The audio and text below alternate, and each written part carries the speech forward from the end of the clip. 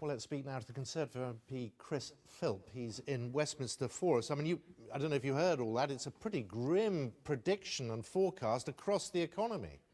Well, let's remember these are only predictions, and of course economists have got these predictions wrong in the past. But even these predictions do forecast the UK economy will continue to grow. But let's concentrate on the facts we do know about. What we do know is that the UK has produced 3 million new jobs in the last 7 years, and we now have 42-year low unemployment, which is an extraordinary record of achievement.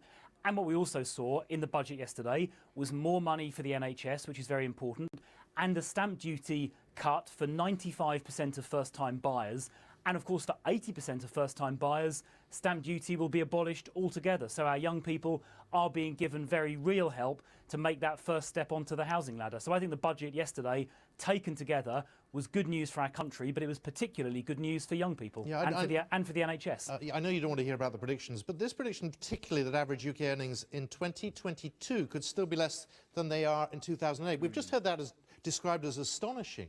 Well, of course, you've got to read those average earning figures in the context of tax changes. And when you look at disposable income, so when you look at post-tax income, it is now, adjusting for tax and adjusting for inflation, it is higher now than it was in 2010 because we've cut taxes by raising the threshold. We've cut taxes by £1,100 for each and every worker in the UK.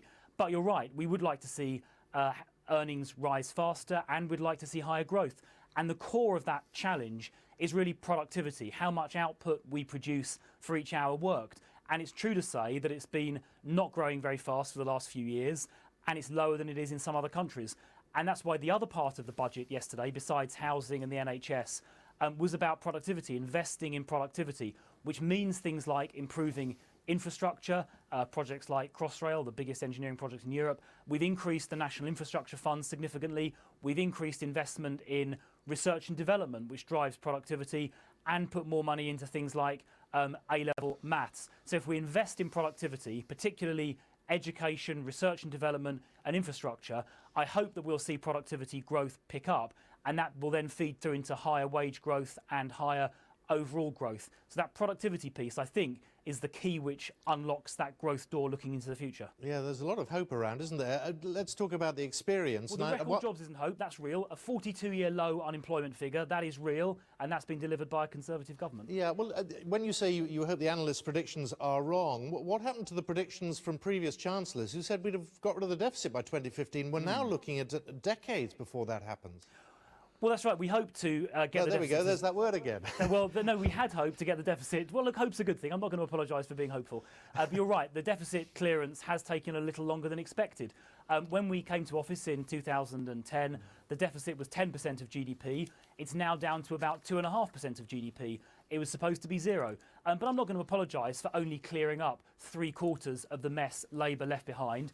We are well on track to getting that deficit down to 1% of GDP over the next couple of years. And if you contrast the Conservative spending plans to John McDonnell, he is proposing to splurge tens of billions of pounds without the faintest idea how to pay for it. He doesn't even know how much we pay on our national debt interest. We've got a shadow chancellor who doesn't do numbers. And that would be a truly terrifying prospect that would cause inflation to go up, it would cause interest rates to go up, and that really would crash the economy. So I think we've got the balance about right, but no one's saying it's easy. It's not. Chris Philp, thank you very much for joining us this afternoon.